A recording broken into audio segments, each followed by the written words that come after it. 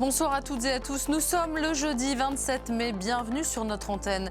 Voici les titres de l'actualité. Depuis ce jeudi matin, Emmanuel Macron est au Rwanda. Une visite très attendue qui doit permettre au chef de l'État français d'ouvrir un nouveau chapitre de l'histoire des relations entre les deux pays. En République démocratique du Congo, les autorités craignent une catastrophe majeure après l'éruption du volcan Nyiragongo qui a contraint l'évacuation de 10 quartiers de Goma. Et puis dans le monde du football, Zinedine Zidane quitte le Real Madrid. Nous verrons le pourquoi et le comment de cette décision inattendue. Nous ouvrons donc ce journal par ce voyage tant attendu et qui fait la une de toute la presse ce jeudi en France. Emmanuel Macron est au Rwanda, une visite pour solder le lourd passif lié au génocide de 1994. Après 27 ans de tumulte, d'accusations et de déni, le président français a fait un long discours pour dire la part de responsabilité de la France dans ce génocide. Selon Emmanuel Macron, la France n'a pas été complice, mais a endossé une responsabilité accablante. Soukaina Skali.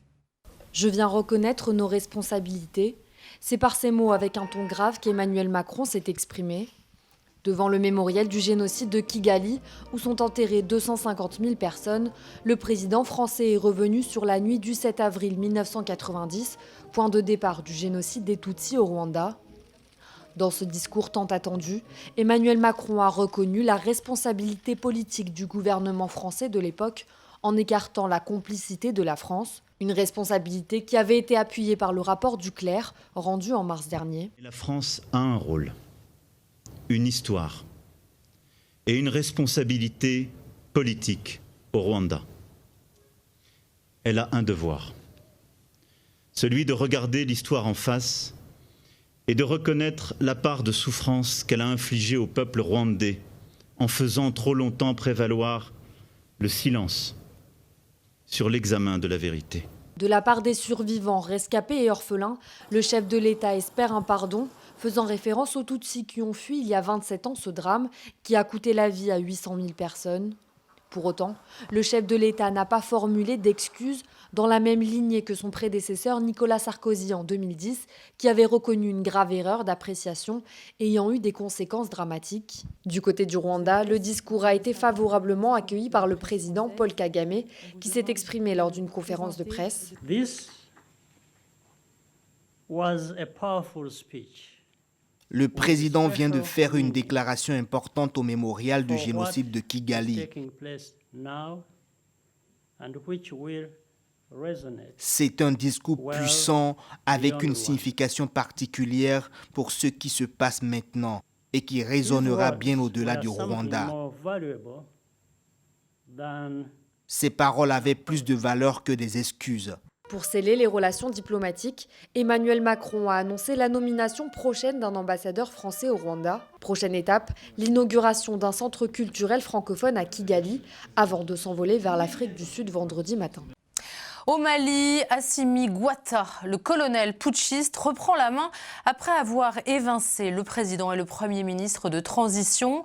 Il est le nouvel homme fort du pays, mais son nouveau coup de force est condamné par la communauté internationale qui menace de sanctions la junte militaire et ses soutiens.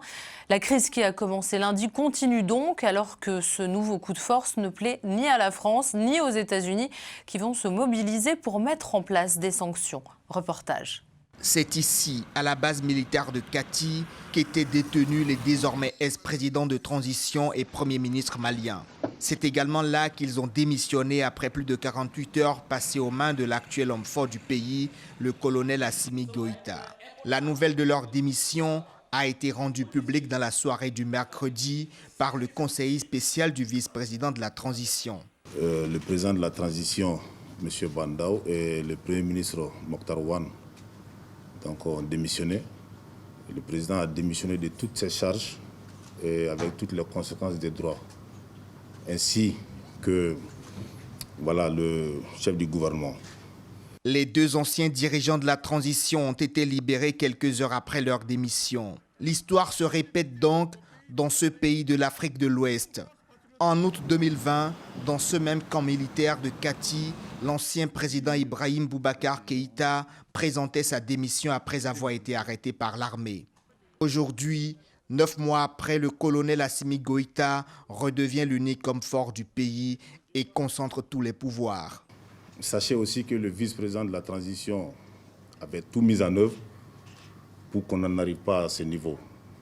Et malheureusement, à l'impossible, nul n'étant tenu, il ne pouvait, en sa qualité de soldat, il ne pouvait que réaffirmer sa position de fils du pays, garant de la stabilité pour défendre la République. Assimi Goïta a annoncé la formation prochaine d'un nouveau gouvernement. Les tractations sont déjà engagées. Dans les coulisses, on évoque la probable participation du M5, mouvement composé de partis et d'associations qui ont contribué à la chute de l'ancien président Ibrahim Boubacar Keïta. Le vice-président Assimi Goïta a laissé entendre aux médiateurs de la CEDEAO qu'il comptait gouverner en collaboration avec le mouvement. Pour le moment, l'incertitude plane toujours sur le Mali. Le nouveau coup de force exaspère la communauté internationale. Paris et Washington mettent la pression et menacent de prendre des sanctions contre la junte si la médiation de la CEDEAO échoue. Le volcan Nyiragongo est toujours en éruption. Les conséquences sur la vie des habitants de Goma en RDC sont lourdes. Les autorités ont ordonné ce jeudi l'évacuation d'une partie de la ville. Camille Poilvé. Les embouteillages à la sortie de la ville de Goma, en République démocratique du Congo, n'en finissent pas. Un peu moins d'une semaine après l'éruption du volcan Nyiragongo, les habitants tentent de quitter la ville par la route, à pied, mais aussi par la mer en bateau. Trouver un endroit sûr pour se réfugier est devenu vital pour les dizaines de milliers d'habitants de la région. Après l'éruption volcanique, de violents séismes ont fracturé les routes. Le matin, il y a eu un fort tremblement de terre et c'est ce qui a causé l'écroulement de cette maison. C'était un bistrot et ici, il y avait des chambres, mais il n'y avait personne à l'intérieur. Même de l'autre côté, tout l'immeuble est par terre. Un autre problème de taille se pose, l'eau. Les coulées de lave ont atteint les réserves d'eau courante et au moins 10 quartiers de la ville en sont privés. Ce manque d'eau force les populations à se fournir directement dans le lac Kivu. Nous n'avons pas le choix. Nous sommes obligés de consommer ça car l'eau n'est plus disponible. Il n'y a plus d'endroit où puiser de l'eau. Les autorités de Goma ont ordonné ce jeudi matin l'évacuation d'une partie de la ville car le volcan risque une nouvelle fois d'entrer en éruption. Jusqu'à hier soir, les habitants étaient dans le flou. Nous demandons aux autorités de nous dire clairement ce qui se passe afin de nous donner le feu vert pour quitter les lieux. Nous ne pouvons pas quitter nos habitations car nous n'avons pas d'endroit où aller pour l'instant. Les autorités ont expliqué craindre une nouvelle éruption du volcan et même sous les eaux du lac Kivu. Une hypothèse sombre qui pourrait dans le pire des scénarios entraîner des milliers de morts. Les coulées de lave pourraient libérer le CO2 contenu dans le lac Kivu, asphyxiant tous les êtres vivants des alentours. Afin d'éviter de répéter les mêmes erreurs que lors de la première éruption ce samedi, les habitants sont sommés de quitter rapidement la ville, emportant avec eux le strict minimum. Un autre drame, celui qui est survenu hier sur le fleuve Niger. Plus de 150 personnes sont présumées mortes après le naufrage d'un bateau surchargé transportant quelques 180 passagers. L'accident s'est déroulé dans le nord-ouest du Nigeria, sur le fleuve Niger. Ce sont les autorités locales qui ont donné l'alerte. Le bateau se dirigeait vers l'état de Kebbi lorsqu'il a fait naufrage. Mathieu Nicolas. Cette femme sur le sol est prise en charge par des médecins. Elle fait partie des quelques passagers qui ont survécu mercredi à un naufrage au nord-ouest du Nigeria. 150 autres personnes n'ont pas eu la chance de cette femme et sont portées disparues. Les autorités locales craignent qu'ils ne se soient tous noyés. La capacité du bateau était bien inférieure aux 180 passagers qu'il transportait. À cette heure, seules 20 personnes ont été retrouvées vivantes. 4 morts et 156 restants sont toujours portés disparus et vraisemblablement sous l'eau. Le bateau en question venait de l'état du Niger et se rendait à un marché local vers l'état de Kebbi en empruntant le fleuve Niger. 1 heure après son départ, le bateau fait naufrage. Le président du Nigeria, Muhammadu Buhari, s'est adressé aux familles au travers de son porte-parole. Le président Muhammadu Buhari a qualifié la nouvelle du chavirement d'un bateau dans la zone du gouvernement local de Ngaski de l'état de Kebbi de dévastatrice, offrant ses sincères condoléances aux familles des personnes touchées par cette tragédie. Durant la saison des pluies, ce type de tragédie n'est pas rare sur les fleuves et rivières du Nigeria. Les navires sont souvent surchargés et mal entretenus. Début mai, un bateau bondé avait chaviré et 30 personnes s'étaient noyées dans l'état du Niger. Le navire, qui transportait une centaine de personnes, s'était brisé en deux après avoir heurté une souche pendant une tempête alors qu'il revenait d'un marché. Zinedine Zidane et le Real Madrid, c'est terminé.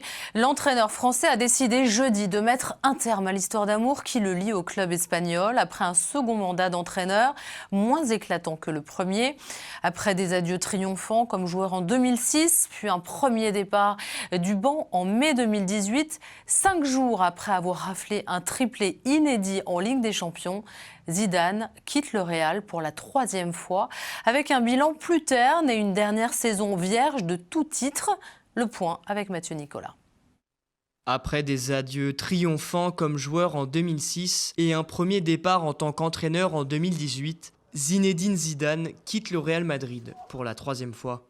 Zizou fait ses adieux à la Maison-Blanche après une dernière saison vierge de tout titre. Et même s'il a réussi à s'immiscer dans la lutte dans le sprint final du championnat en vain, les joueurs du Real Madrid ont tenu à rendre hommage à la légende française. L'un d'eux, Karim Benzema, fraîchement sélectionné en équipe de France pour l'Euro 2020, salue son ancien entraîneur. Merci frérot pour tout ce que tu m'as apporté tant sur le plan collectif que personnel. Je suis fier et honoré d'avoir pu avancer et grandir auprès de l'homme que tu es. See you.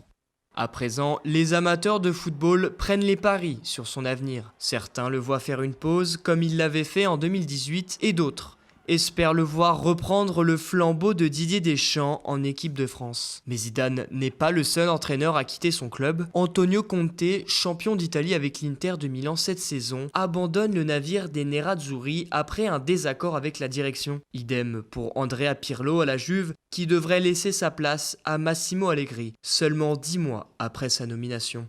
Du côté de la France, Christophe Galtier a annoncé son départ du LOSC après une saison réussie et un titre de champion de France à la clé. Les rumeurs l'envoient à Naples, Nice ou encore à l'Olympique lyonnais, décidé de se séparer de son entraîneur Rudy Garcia après une insuffisante 4e place. Et on se quitte sur une note positive avec ces images de messages peints dans les rues de Paris pour redonner confiance. L'amour gagne toujours, confiance, relaxez-vous ou encore douceur. Ces petits graffitis ont été peints sur des murs entiers ou simplement abandonnés sur des planches de bois. Les artistes à la manœuvre sont 2 frères, Félix et Marin. Ils veulent redonner de l'optimisme aux passants, une mission qu'ils prennent particulièrement à cœur depuis le début de la pandémie.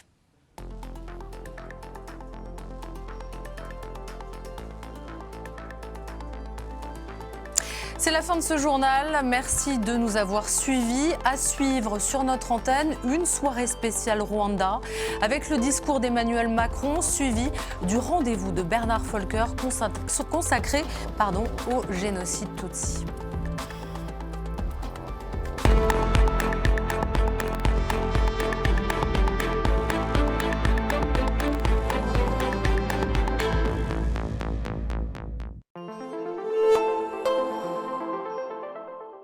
Télésud, une chaîne du groupe Vision 4. Bonjour à tous, ravi de vous retrouver sur Télésud. L'année 2021 sera pleine de surprises.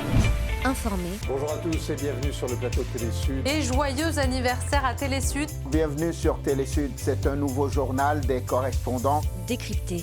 Tapiro, bonjour. Alain Volcker, bonjour. Bonjour et bienvenue dans Business Models, l'émission qui vous donne envie d'entreprendre. Raconté. Bonsoir, heureux de vous retrouver pour ce numéro d'Afronet. C'est la seule émission au monde consacrée aux diasporas. Vous le savez maintenant, continuez à vous informer en regardant Télésud, bien évidemment. Télésud, le nouveau point cardinal de l'info. Disponible sur le canal 218 de la Freebox, sur le canal 44 des bouquets Canal+ Afrique et sur www.télésud.com.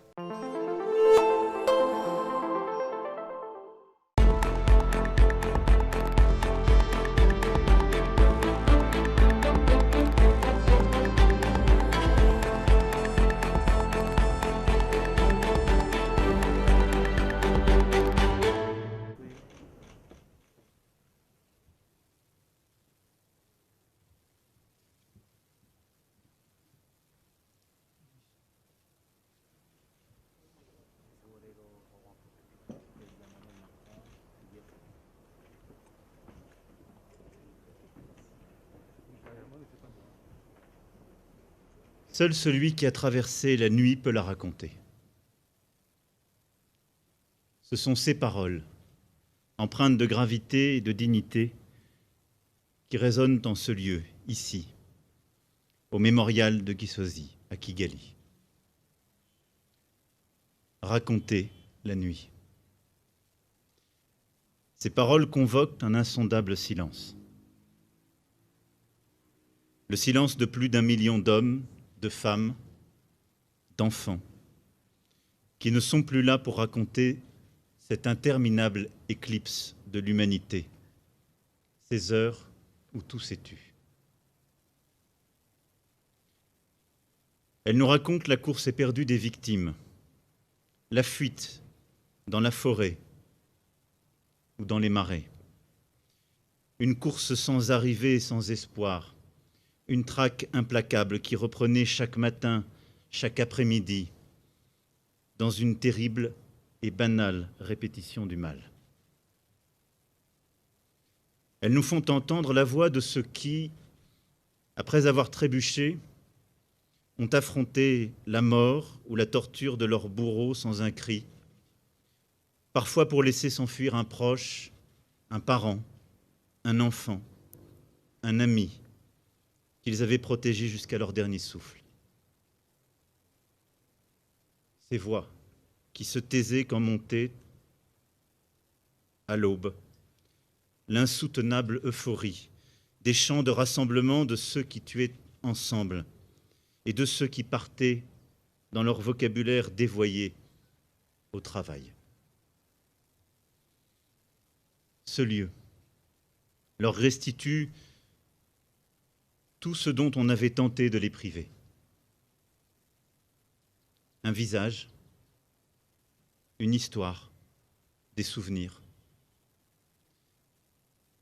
des envies et des rêves, et surtout, une identité, un nom, tous les noms, gravés un à un, inlassablement, sur la pierre éternelle de ce mémorial. Ibuka, souviens-toi. Ces paroles nous font entendre aussi la voix de ceux qui portent la plaie de cette nuit, ceux qui portent la blessure béante d'avoir été là et d'être encore là. Ceux dont nous n'avons écouté la souffrance ni avant, ni pendant, ni même après. Et c'est peut-être là le pire. Survivants, rescapés, orphelins.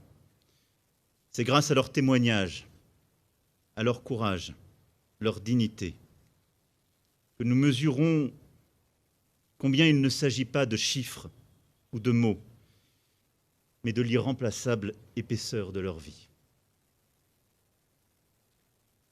Ces paroles disent une tragédie qui porte un nom, génocide. Elles ne s'y réduisent pas pour autant, car il s'agit bien d'une vie avec tous ses rêves 1 million de fois fauchés. Un génocide ne se compare pas. Il a une généalogie, il a une histoire, il est unique. Un génocide a une cible. Les tueurs n'ont eu qu'une seule obsession criminelle, l'éradication des Tutsis, de tous les Tutsis, des hommes, des femmes, leurs parents, leurs enfants. Cette obsession a emporté tous ceux qui ont voulu y faire obstacle, mais elle n'a jamais perdu sa cible. Un génocide vient de loin. Il se prépare. Il prend possession des esprits, méthodiquement, pour abolir l'humanité de l'autre. Il prend sa source dans des récits fantasmés, dans des stratégies de domination érigées en évidence scientifique. Il s'installe à travers des humiliations du quotidien, des séparations, des déportations. Puis se dévoile la haine absolue, la mécanique de l'extermination. Un génocide ne s'efface pas. Il est indélébile. Il n'a jamais de fin. On ne vit pas après un génocide. On vit avec, comme on le peut. Au Rwanda, on dit que les oiseaux ne chantent pas le 7 avril, parce qu'ils savent. C'est aux hommes qu'il appartient de briser le silence. Et c'est au nom de la vie que nous devons dire, nommer, reconnaître.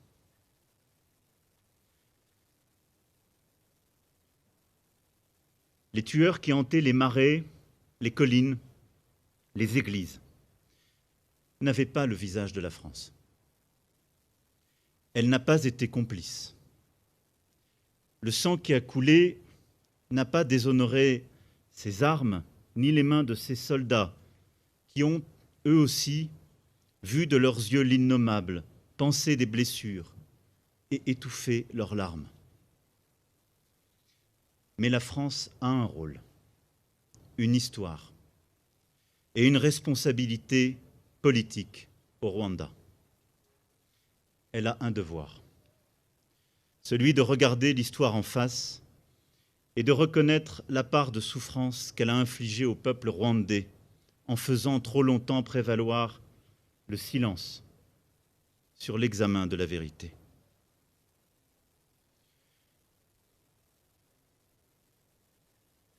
En s'engageant dès 1990 dans un conflit dans lequel elle n'avait aucune antériorité, la France n'a pas su entendre la voix de ceux qui l'avaient mise en garde. Ou bien a-t-elle surestimé sa force en pensant pouvoir arrêter ce qui était déjà à l'œuvre? La France n'a pas compris qu'en voulant faire obstacle à un conflit régional ou une guerre civile, elle restait de fait aux côtés d'un régime génocidaire. En ignorant les alertes des plus lucides observateurs, la France endossait alors une responsabilité accablante dans un engrenage qui a abouti au pire, alors même qu'elle cherchait précisément à l'éviter. À Arusha, en août 1993, la France pensait, aux côtés des Africains, avoir arraché la paix. Ses responsables, ses diplomates y avaient œuvré, persuadés que le compromis et le partage du pouvoir pouvaient prévaloir. Ces efforts étaient louables et courageux. Mais ils ont été balayés par une mécanique génocidaire qui ne voulait aucune entrave à sa monstrueuse planification. Lorsqu'en avril 1994, les bourreaux commencèrent ce qu'ils appelaient odieusement leur travail, la communauté internationale mit près de 3 mois, 3 interminables mois avant de réagir. Et nous avons tous abandonné des centaines de milliers de victimes à cet infernal huis clos. Au lendemain, alors que des responsables français avaient eu la lucidité et le courage de qualifier le génocide, la France n'a pas su en tirer les conséquences appropriées. Depuis, 27 années de distance amère se sont écoulées. 27 années d'incompréhension, de tentatives de rapprochement sincères mais inabouties. 27 années de souffrance pour ceux dont l'histoire intime demeure malmenée par l'antagonisme des mémoires. Alors, en me tenant avec humilité et respect à vos côtés ce jour, je viens reconnaître nos responsabilités. C'est ainsi poursuivre l'œuvre de connaissance et de vérité que seule permet la rigueur du travail, de la recherche et des historiens. Et nous le poursuivrons encore en soutenant une nouvelle génération de chercheurs, de chercheuses qui ont courageusement ouvert un nouvel espace de savoir, en souhaitant qu'aux côtés de la France, toutes les parties prenantes à cette période de l'histoire rwandaise ouvrent à leur tour toutes leurs archives.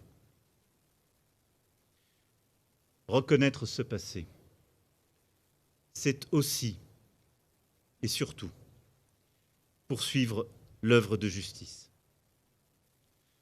en nous engageant à ce qu'aucune personne soupçonnée de crime de génocide ne puisse échapper au travail des juges. Reconnaître ce passé, notre responsabilité, est un geste sans contrepartie. Exigence envers nous-mêmes et pour nous-mêmes. Dette envers les victimes après tant de silence passé. Don envers les vivants, dont nous pouvons, s'ils l'acceptent, encore apaiser la douleur. Ce parcours de reconnaissance, à travers nos dettes, nos dons, nous offre l'espoir de sortir de cette nuit et de cheminer à nouveau ensemble. Sur ce chemin, seuls ceux qui ont traversé la nuit peuvent peut-être pardonner. Nous faire le don, alors, de nous pardonner.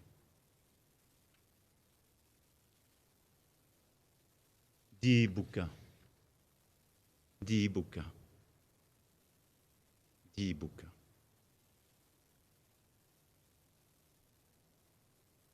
Je veux ici, en ce jour, assurer la jeunesse rwandaise qu'une autre rencontre est possible. N'effaçant rien de nos passés, il existe l'opportunité d'une alliance respectueuse, lucide, solidaire, mutuellement exigeante entre la jeunesse du Rwanda et la jeunesse de France. Et c'est l'appel que je veux lancer ici. Bâtissons ensemble de nouveaux lendemains. Préparons ici, pour nos enfants, de prochains souvenirs heureux.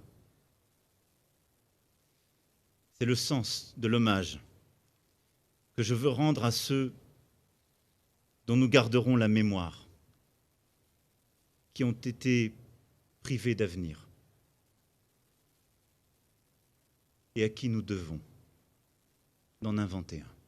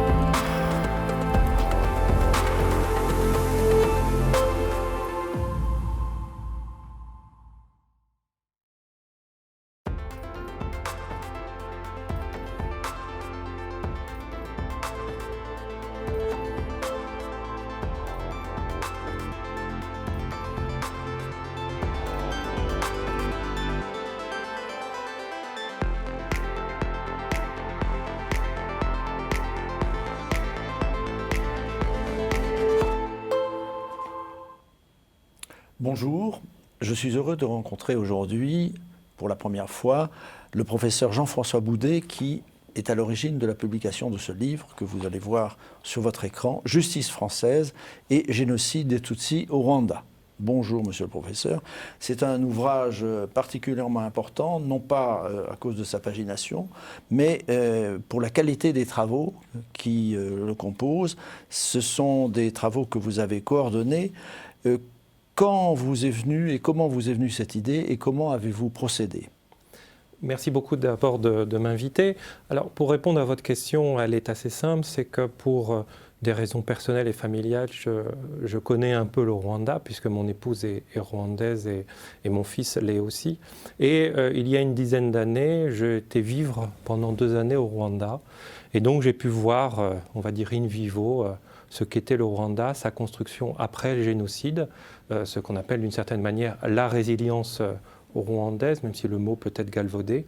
Et en même temps, de voir un autre regard, celui d'un Européen et en Europe, de voir en fait comment ce génocide est apprécié, est entendu, avec, toujours pareil, mais en particulier en France, des mots qui sont employés du style génocide rwandais, double génocide, génocide présumé, perpétré, en tout cas des mots qui me semblaient un peu injustes par rapport, en termes de qualification, par rapport à ce que les Rwandais ont pu vivre en 1994. Donc le projet est venu ici, dans ce temps-là, et en même temps, puisque je suis juriste, eh bien, je trouvais intéressant, c'est de pouvoir interroger comment et pourquoi la justice intervient par rapport à ce génocide, notamment la justice française.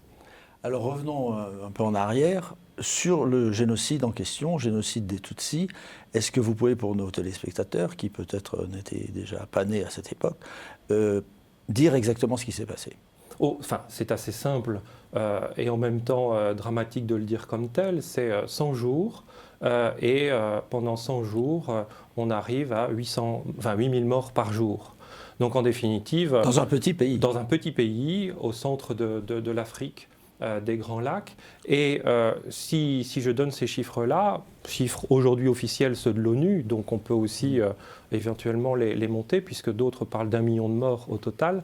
Mais c'est dire aussi qu'on a une véritable, et encore une fois, le mot peut être injuste, une véritable performance de l'État, de l'entreprise étatique, puisque ce génocide a été perpétré contre une partie de la population, les Tutsis, mais en tout cas s'est mis en place en fait depuis un certain temps, et en tout cas depuis au moins la décolonisation, si ce n'est avant. Mais exactement, est-ce que c'est un contexte qui a favorisé quels étaient les prolégomènes de cette affaire ? C'est un ensemble, mais qui est lié à la fois, qui est d'abord lié, on peut dire, à la colonisation, puisqu'il faut savoir qu'en 1931, les Belges avaient institué déjà une distinction entre, j'aime pas le mot ethnique, mais entre catégories professionnelles. Une sorte de passeport ethnique, c'est ça ? C'était sur la carte d'identité. Sur la carte d'identité, vous aviez soit le terme Hutu, soit le terme Tutsi, soit le terme Twa. Donc les 3 catégories socio-professionnelles au Rwanda, qui vivaient d'une même culture et d'une même langue. Ils vivaient globalement bien sous un ancien régime. Et ici, les Belges ont décidé d'institutionnaliser cela, ce que les Allemands avaient fait avant 1923 de fait, mais en tout cas 1931 c'est clairement admis sur les pièces d'identité. Et l'idée c'est de jouer, à tort ou à raison, mais de jouer en fait sur cette concurrence entre catégories socio-professionnelles pour garder le pouvoir et en particulier pour se servir du Rwanda comme le bras armé ou la base secondaire en fait du Congo voisin, du Zaïre, pour une autre époque riche de ses ressources naturelles. Donc c'était un peu cette idée-là. Et cette haine contre les Tutsis, d'où vient-elle ? C'est une haine qui a été fondamentalement, ça je pense clairement, qui a été mise en place ou qui a été développée par un jeu de pouvoir, mais encore une fois institutionnalisé par le colonisateur, puisqu'il jouait tantôt sur l'un, tantôt sur l'autre, tantôt sur les Hutus, tantôt sur les Tutsis. Pourquoi faire ? Pour prendre le pouvoir et asseoir son pouvoir et son autorité.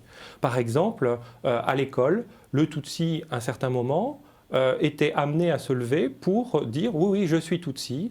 Et puis, qu'est-ce qui se passait? Eh bien, ils ne pouvaient pas accéder à la classe supérieure, à l'université, etc. C'était un fait, c'était comme ça. Et d'une certaine manière, il n'y avait pas à discuter cela. Bon, vous imaginez bien qu'à un moment donné, sur le plan psychologique, psychanalytique, etc., il y a une certaine frustration qui a monté d'un côté comme de l'autre. Et donc, le pouvoir colonisateur a utilisé, en définitive, les deux parties au cas d'espèce, Hutu, Tutsi, pour asseoir son pouvoir. Quels étaient, à l'époque, est-ce qu'il y a eu des signes annonciateurs de ce qui allait se passer? Oui, bien évidemment. Si on regarde en fait dans l'histoire rwandaise, il y a un certain nombre d'époques. Alors il suffit de regarder, déjà dans les années 60, 61, on peut regarder aussi les années 70, il y a encore déjà des massacres ici et là, de telle sorte aussi qu'un certain nombre de Tutsis sont amenés à se réfugier dans les pays limitrophes, notamment en Ouganda ou au Congo, pas seulement. Et puis après, on voit déjà des expériences post-génocidaire, le mot est employé par un certain nombre d'auteurs, notamment en 1992, où là, en 1992, on massacre en masse, sur un territoire particulier, les Tutsis. Et donc, on voit, c'est pour ça que j'emploie ce mot d'expérimentation, d'expérience, on voit en fait comment fonctionne, ou comment pourrait fonctionner ce massacre. Mais ce genre de massacre impliquait combien de victimes? On était sur 300, 400 personnes. Et là, la communauté internationale n'est pas intervenue, n'a pas... Officiellement, non. En tout cas, publiquement, non. On a un ensemble d'organismes, notamment liés aux droits de l'homme, qui, eux, étaient au courant. On a un ensemble de journalistes qui sont intervenus, qui ont écrit dans les médias, qui ont, y compris vers l'ancienne autorité de colonisatrice, la Belgique. La Belgique était au courant. La France a été mise au courant, puisqu'elle avait un certain nombre d'intérêts au Rwanda. Et les autorités politiques ne sont pas intervenues. Et alors pour le génocide lui-même, qui a fait au moins 800 000 victimes, qui en a été le décideur, l'organisateur, le planificateur? Mais aujourd'hui, on n'a pas une vérité absolue, si ce n'est qu'en fait on peut dire qu'on a un ensemble de personnes liées au pouvoir d'avant 1994, ministres ou militaires ou autres, qui ont eu juste au moment du génocide, qui ont pris le pouvoir et qui ont eu une certaine autorité dans un gouvernement dit intérimaire, mais un gouvernement génocidaire, et qui ont organisé le génocide sans pour autant l'affirmer publiquement.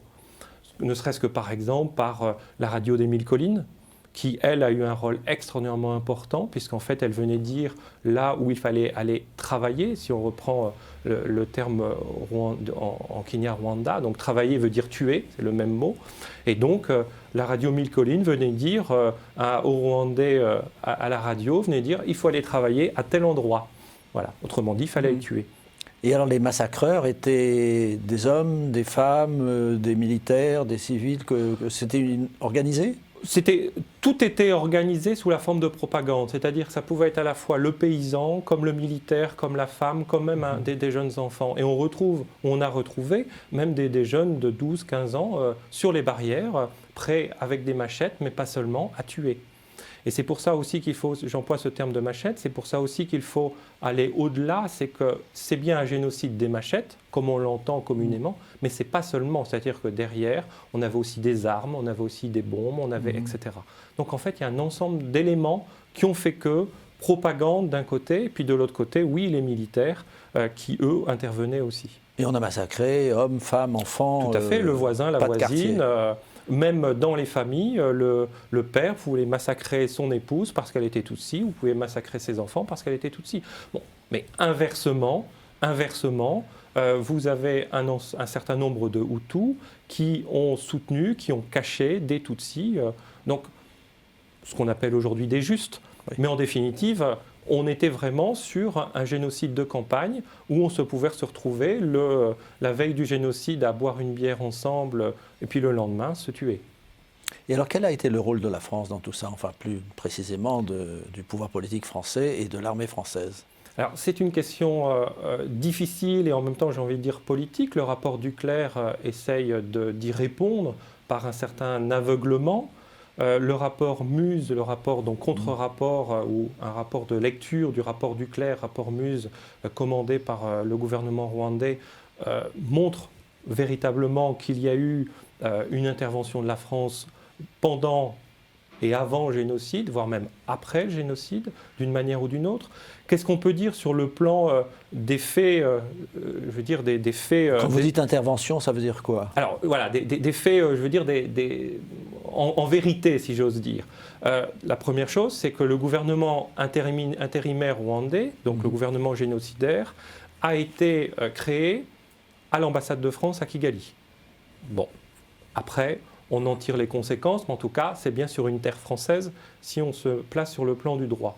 La deuxième chose, c'est que la France a toujours continué, pendant le génocide, à livrer des armes, soit sur le territoire rwandais, soit aussi auprès de réfugiés, notamment au Congo. Et puis la troisième chose, et c'est peut-être là aussi l'enjeu ou l'intérêt de cet ouvrage, c'est de dire aussi c'est que la France a accueilli un certain nombre de réfugiés, au nom du droit humanitaire, mais réfugiés aussi des génocidaires, sur son territoire.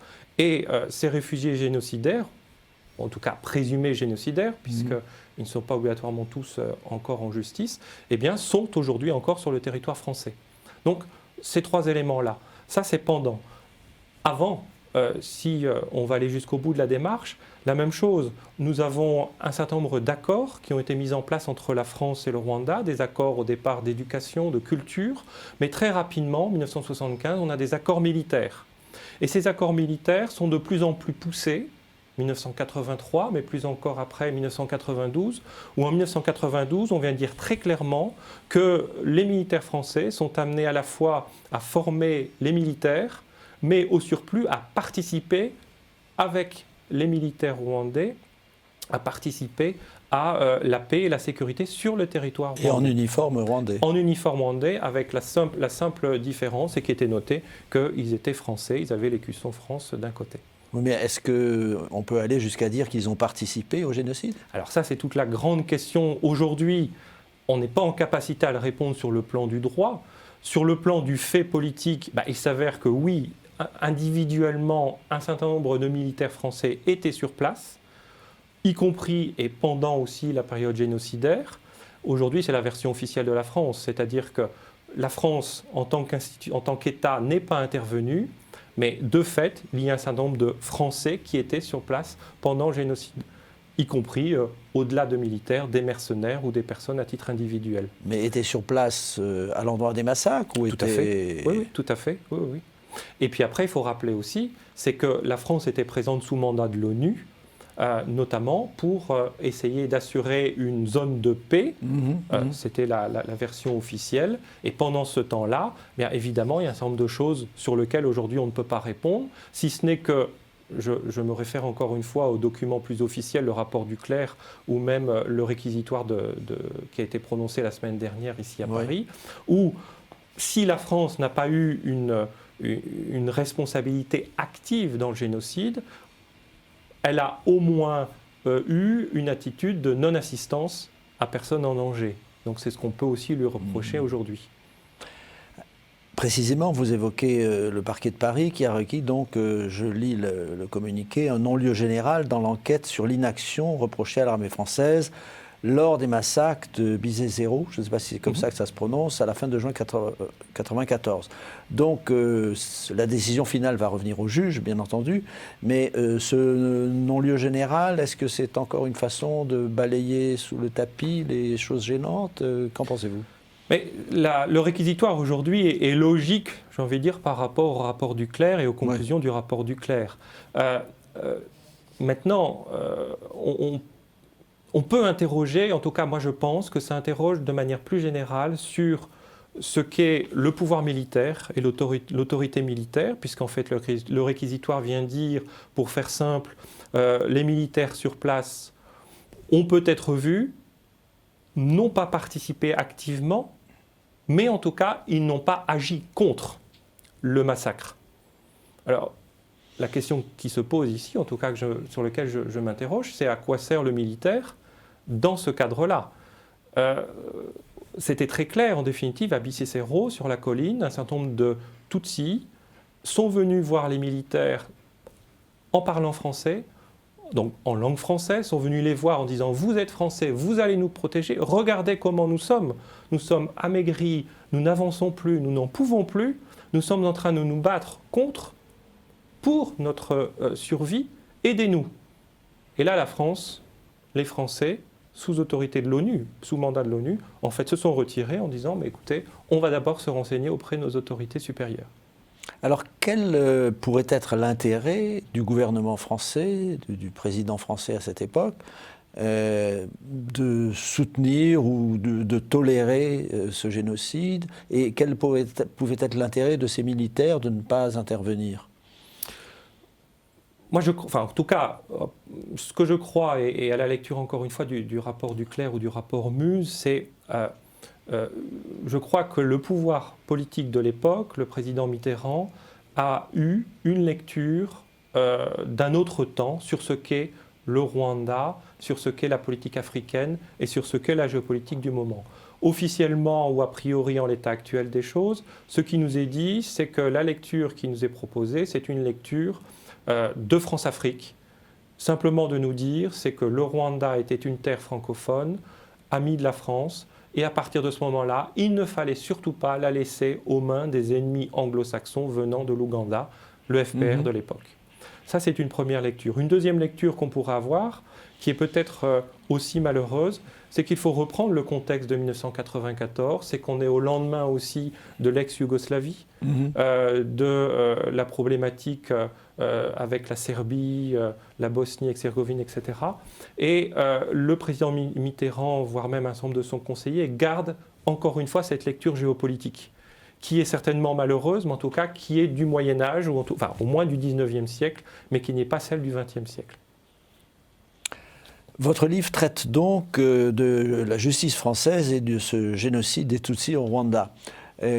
Quel a été le traitement judiciaire de ce génocide, à la fois du côté français et aussi, il faut quand même parler du côté rwandais? Que s'est-il passé? Il faut savoir qu'encore une fois, il faut imaginer 1994 au Rwanda, c'est un pays, c'est l'apocalypse. C'est 800 000 sur combien de la population totale? C'était 10 millions de... 10 millions. Enfin, 10% de... Voilà, ça fait 10 qui disparaissent. Mais il faut savoir aussi, c'est qu'on n'était pas dans un schéma où on avait... les morts étaient dans la rue, traînaient... voilà, c'était vraiment... donc, il y avait tout un travail à faire, consistant d'abord à enterrer, à faire le deuil, avec aussi un certain nombre de personnes qui revenaient des territoires limitrophes, notamment du Burundi. Comment était arrêté le massacre? Essentiellement par le FPR. C'est-à-dire que là, le FPR est intervenu, militairement parlant, et il a libéré le Rwanda en juillet 1994. Et le FPR, c'est? Donc le Fonds patriotique, et donc qui était à l'époque sous autorité du président, du général Kagame, aujourd'hui président. Oui. Donc c'est lui qui a arrêté. Voilà. Oui. Donc, en tout cas, la situation à l'époque, c'est une situation d'apocalypse. Ça, c'est une évidence. Donc, il faut tout reconstruire. Et en même temps, il faut reconstruire avec ce qu'on a sur place. Et ce qui reste sur place, avec les paysans, le personnel administratif, avec un ensemble d'autorités.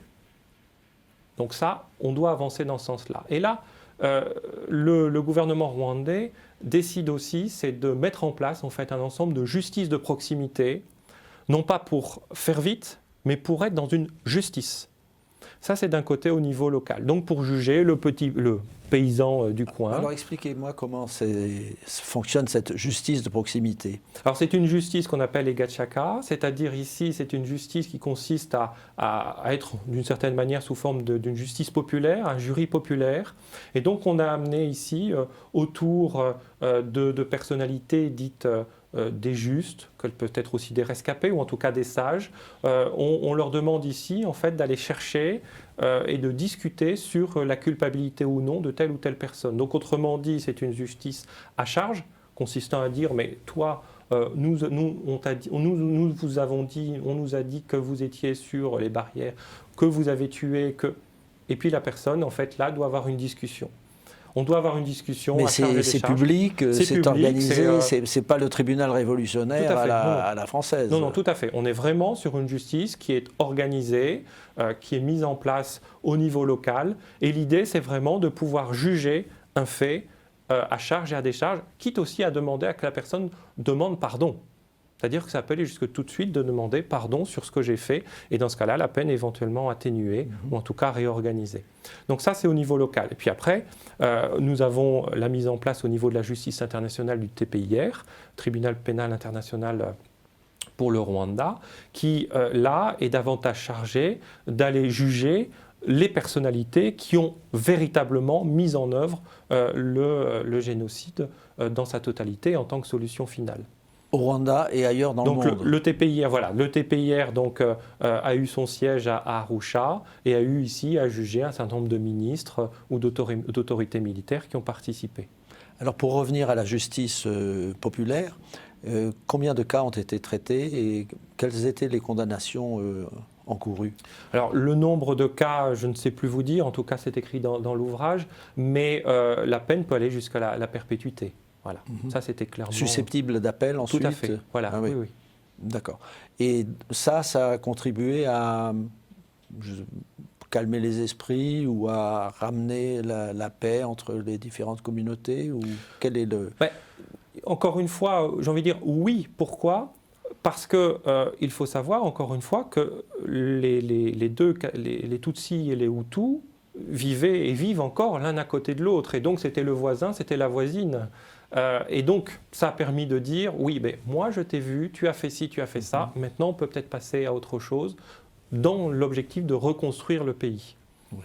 Donc c'est dans ce sens-là, oui, ça a ramené une certaine paix. Et le tribunal pénal international, que pensez-vous de son action ? Son action est intéressante en tant que telle, puisqu'en définitive, il a jugé un certain nombre de responsabilités, et notamment, on a retrouvé dernièrement, alors sous un autre mécanisme, mais le présumé financeur de la radio, du génocide de manière générale. Donc ça a fonctionné correctement. Maintenant, qu'est-ce qu'on peut reprocher ou qu'est-ce qu'on peut dire dans cette avancée au niveau de la justice pénale, c'est en particulier qu'on n'a pas pu aller jusqu'au bout de la démarche consistant à juger de la France, ou en tout cas d'un certain nombre de personnalités françaises qui auraient pu ou qui ont participé en fait au génocide, ou en tout cas qui étaient sur place pendant le génocide. Et en tout cas, la compétence du TPIR, la compétence était limitée sur le temps, sur l'espace et sur le nombre de pays. Autrement dit, peut-être ce qu'on peut reprocher, c'est que la France n'a pas pu être ici jugée devant cette justice. Le FPR aussi, puisque d'autres viennent dire que le FPR aurait eu un certain nombre d'exactions par rapport donc, à des Hutus dans un certain nombre de pays au moment de la libération. Donc en tout cas, on est sur ce créneau-là. C'est peut-être ce qui est regrettable, c'est qu'on ne va pas jusqu'au bout de la justice, ou en tout cas ce qu'on aurait pu espérer, parce que ce génocide, le génocide des Tutsis au Rwanda, c'est le dernier du XXe siècle, et en même temps c'est certainement celui qui a été le plus organisé. Tout à l'heure je parlais de performance publique, d'entreprise. 100 jours, 800 000 morts, c'est extraordinairement important. Si on veut, encore une fois, rester dans le drame. Et c'est peut-être ça qui est dommage, c'est qu'on n'a pas été jusqu'au bout de la démarche de justice qui, à mon sens, la justice ici a vocation à nous permettre de regarder devant, en termes de vérité par rapport à ce qu'on a fait. Et là, vous voyez, en tant que Français, je ne dois pas avoir honte d'être Français, je suis heureux d'être Français. Mais de l'autre côté, je pense qu'on doit aussi, en tant que Français, regarder notre histoire, et notamment ici au Rwanda, on doit la regarder en vérité, et on doit se dire, mais tiens, qu'est-ce qu'on a fait et qu'est-ce qu'on est prêt à faire pour avancer, pas seulement en termes simplement de contrats ou d'autres, ce qui est en train de se passer aujourd'hui. Est-ce que de nouvelles poursuites ou la poursuite des gens engagés en France est possible ? En l'état actuel, oui. Dans les dernières semaines, on a eu encore une fois 2 génocidaires présumés qui ont été rattrapés par la justice. On peut imaginer que demain, on en ait d'autres. Maintenant, comme le souligne un des auteurs, Alain Gauthier pour ne pas le citer, le marathon judiciaire est compliqué. Et en même temps, il est tellement compliqué qu'il est à la merci des bourreaux, et c'est certainement eux aujourd'hui qui sont peut-être plus avantagés que les victimes et les rescapés. Donc les responsables français, prétendument ou potentiellement concernés, ne seront pas poursuivis ? En tout cas, on peut espérer. Il y a un certain nombre d'organismes et d'associations qui tentent aujourd'hui d'aller jusqu'au bout de la démarche. On peut l'espérer parce que je crois que c'est quelque chose qui est important. Vous voyez, on revient en termes de responsabilité. Le rapport Duclerc, notamment, vient nous dire qu'on doit mettre en cause la responsabilité du président Mitterrand, puisque c'est lui qui est véritablement visé. C'est vrai, mais de l'autre, aujourd'hui, il y a encore un certain nombre de personnalités vivantes qui sont ou ont été ses conseillers, qui ont été ou ont été ses ministres, et on pourrait peut-être imaginer ici que la France essaye ici, en tout cas sur le plan judiciaire, essaye aujourd'hui d'aller de l'avant pour essayer de connaître cette vérité à la fois historique, politique, mais au cas d'espèce judiciaire. Ça, c'est un premier temps. Puis dans un deuxième temps, je vous disais tout à l'heure, la France a été quand même une terre d'accueil d'un certain nombre de Rwandais présumés génocidaires, mais pas seulement. Et ça serait quand même bien, à un moment donné, que ici la France joue son rôle de patrie des droits de l'homme pour essayer de faire un peu une rétrospection sur les personnes qu'elle accueille ici sur ce territoire. En effet. Professeur Jean-François Boudet, je vous remercie d'avoir bien voulu accepter de nous donner ces précisions sur cet ouvrage magnifique que vous avez dirigé avec de nombreux collaborateurs, qu'on ne peut pas citer tous malheureusement. Et donc merci beaucoup, merci chers téléspectateurs et à bientôt. Merci beaucoup.